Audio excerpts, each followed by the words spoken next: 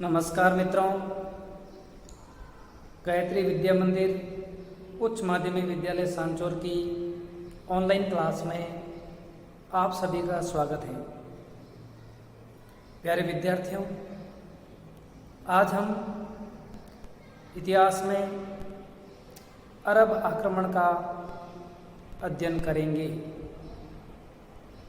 भारत पर अरबों के आक्रमण का अध्ययन है वो करेंगे।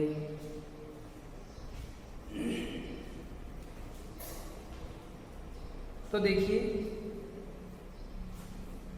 प्राचीन काल में भारत एक समृद्ध और वैभवपूर्ण देश माना जाता था और यहाँ पर अरबों की शुरू से ही नज़र थी। जितना अरबों और तुर्कों का आक्रमण भारत ने झेला था, इतना विश्व में किसी भी देश ने नहीं झेला था। हिंदुस्तान ने उस समय तात्कालिक परिस्थितियों में अरबों के आक्रमण का मुंह तोड़ जवाब दिया था। अरबों की संस्कृति केवल विजय में विश्वास रखते थे। वे छल कपट से भी प्राप्त की हुई विजय को विजय मानते थे, जबकि हिंदुस्तान के शासक युद्ध में भी धर्म और नियम के अनुसार युद्ध लड़ते थे। वे किसी भी तरीके से किसी को भी ठेस पहुंचाना नहीं चाहते थे और धर्म सम्मत युद्ध जीतने में विश्वास रखते थे।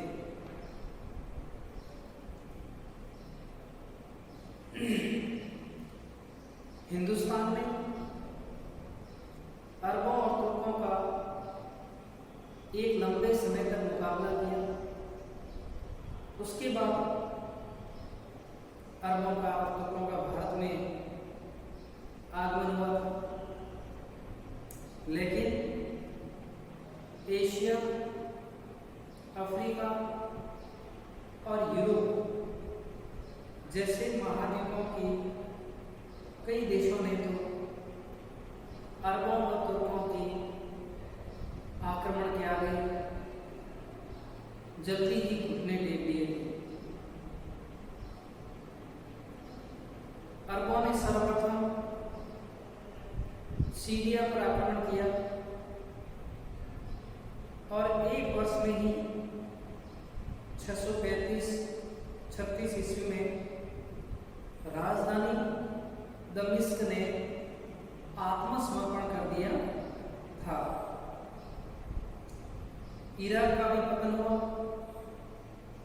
इस तरह अरबों ने फारस में एक विशाल साम्राज्य स्थापित कर दिया था।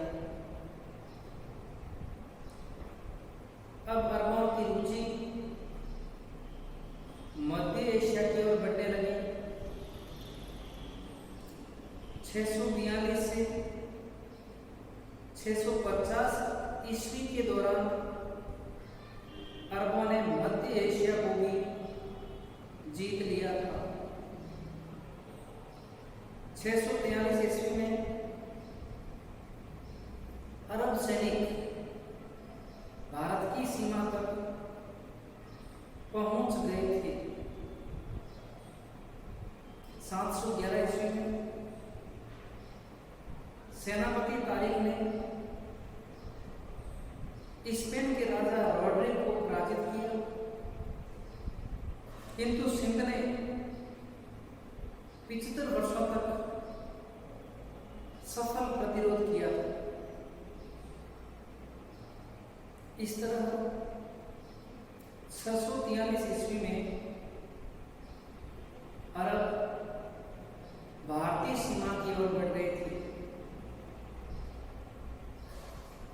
भारत पर अरब आक्रमण के कारण क्या क्या थे? तो देखिए, अरबों के भारत पर आक्रमण के कई कारण माने जाते हैं। पहला है इस्लाम का प्रचार करना, अर्थात उस समय में भारत जैसे विशाल देश में केवल हिंदू धर्म था, हिंदू संस्कृति थी, और हमारे यहाँ पर हिंदू शासकों का विशाल साम्राज्य था। उन्होंने अपनी योग्यता के आधार पर एक सुव्यवस्थित, वैभवशाली, समृद्धशाली राज्य स्थापित किए हुए थे। अरब इस्लाम जगत का, इस्लाम का प्रचार भारत में, एशिया में करना चाहते थे, इसलिए उन्होंने भारत पर आक्रमण करने शुरू कर दिए थे। इस्लाम का प्रचार करने से इस्लाम जगत में अरबों को श्रेष्ठता हासिल हुई, और इसी कारण उन्होंने आक्रमण का सिलसिला है वो तेज कर दिया था। दूसरा कारण हम देखते हैं तो खलीफा की विस्तारवादी योजना। खलीफा इस्लाम जगत का सर्वोच्च धार्मिक व राजनीतिक पदाधिकारी माना जाता था। हजरत मोहम्मद पैगंबर की मृत्यु के बाद खलीफा बनते रहे, और खलीफा इस्लाम जगत में एक बहुत बड़े धर्म के विद्वान, धर्म के सर्वोसर्वा माने जाते थे। खलीफा की इच्छा थी कि जिस प्रकार अरबों ने सीरिया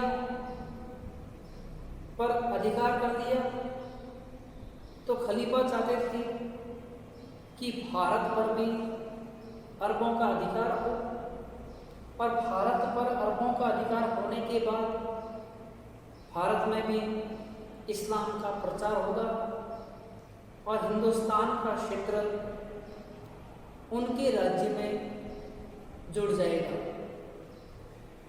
तीसरा है भारत की आर्थिक समृद्धि। उस समय अरबों के पास न तो कोई ज्ञान था, न विज्ञान था, न ज्योतिष था। ये तमाम ज्ञान उस समय में हिंदुस्तान में, हिंदुस्तान के मंदिर, हिंदुस्तान के जनमानस अपने काम में, उद्योग धंधों में, व्यापार में, कृषि में जुड़े हुए थे और मेहनत से कार्य करते थे।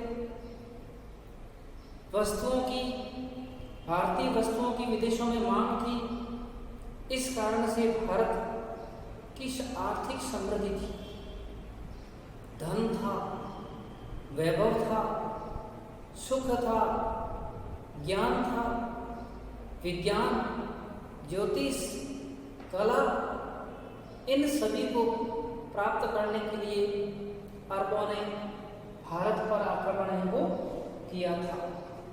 ये सब आक्रमण अरबों ने इस कारण किए थे कि अरब अपना प्रभाव जमाना चाहते थे।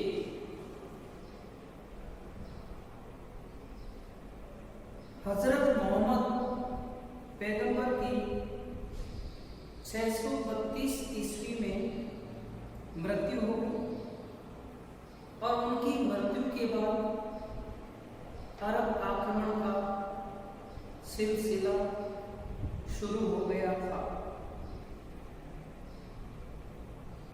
खलीफा उमर के शासनकाल में 636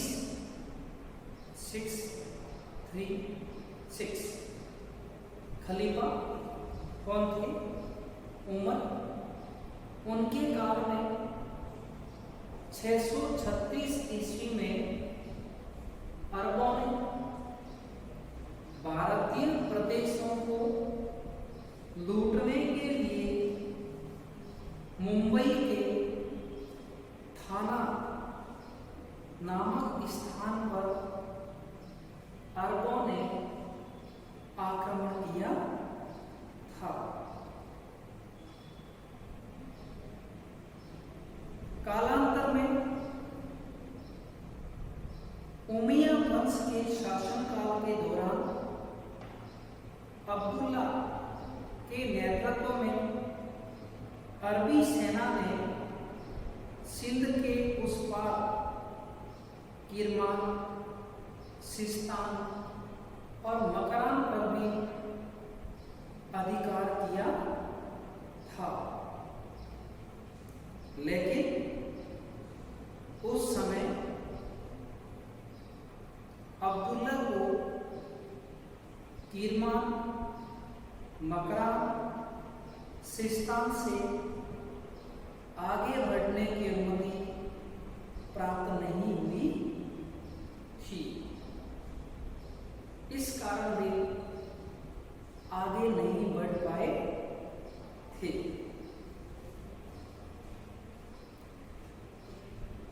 अरबों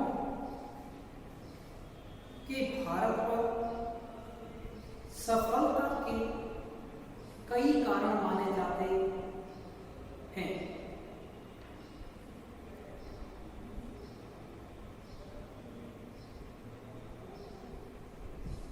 जिस समय अरबों ने भारत पर आक्रमण किया था, उस समय भारत छोटी छोटी रियासतों व राज्यों में बंटा हुआ था। भारत के शासक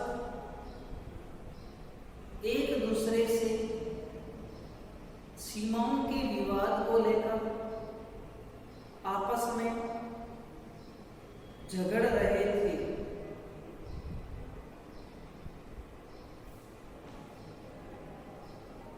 सामान्य वर्ग असंतुष्ट था, असंतोष और अव्यवस्था व्याप्त थी। इस कारण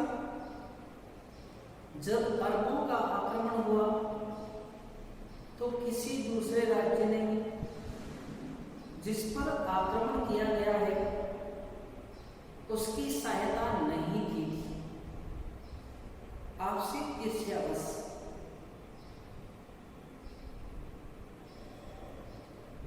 उस समय सिंध के शासक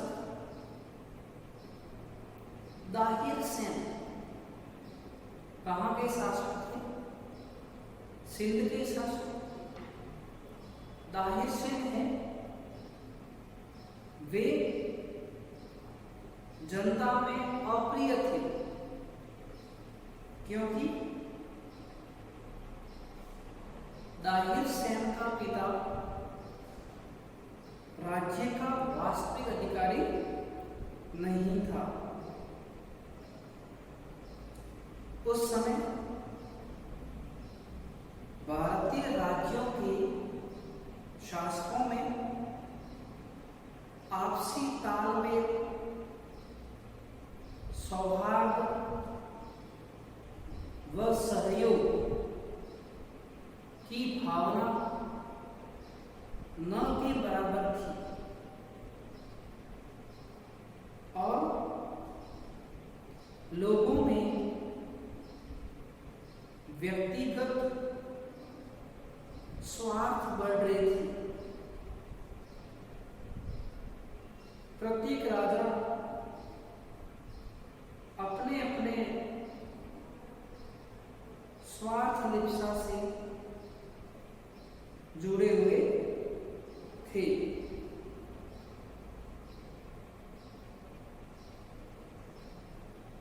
सैनिक शक्ति बढ़ाने और विदेशी आक्रमण की संभावना को ध्यान में रखकर भारत के किसी भी राज्य ने अपनी सैन्य बल को नहीं बढ़ाया, न ही उन्होंने सैनिकों को उचित प्रशिक्षण दिया, न ही आधुनिक अस्त्र शस्त्र प्राप्त किए। सैनिक गतिविधियों का उत्तरदायित्व मात्र राजपूतों के कंधों तक सीमित रह गया और इसी कारण वे पारस्परिक द्वेष, ईर्ष्या आदि के कारण आपस में लड़ने लगे थे। वहीं भारत के हिंदू शासक छल कपट पूर्ण विजय प्राप्त करने में विश्वास नहीं रखते थे, जबकि अरब छल कपट को सबसे महत्वपूर्ण हथियार बनाकर अधिकार करने की, विजयश्री प्राप्त करने की कोशिश करते थे। भारत के पश्चिमोत्तर के सिंध प्रांत पर आक्रमण के समय सिंध के शासक दाहिर कमजोर थे, वृद्ध थे एवं अरब आक्रमणकारी हज्जाज के दामाद मोहम्मद बिन कासिम युवा था और उसने मजहबी प्रचार का जोश लिया हुआ था। मोहम्मद बिन कासिम को धन प्राप्ति की प्रबल इच्छा थी एवं इसके अलावा उसे खलीफा का पूर्ण सहयोग प्राप्त था।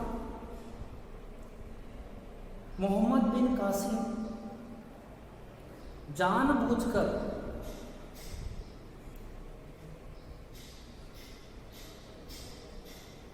खलीफा को प्रसन्न करने के लिए इस्लाम जगत में अपना प्रभाव बढ़ाने के लिए किसी भी कीमत पर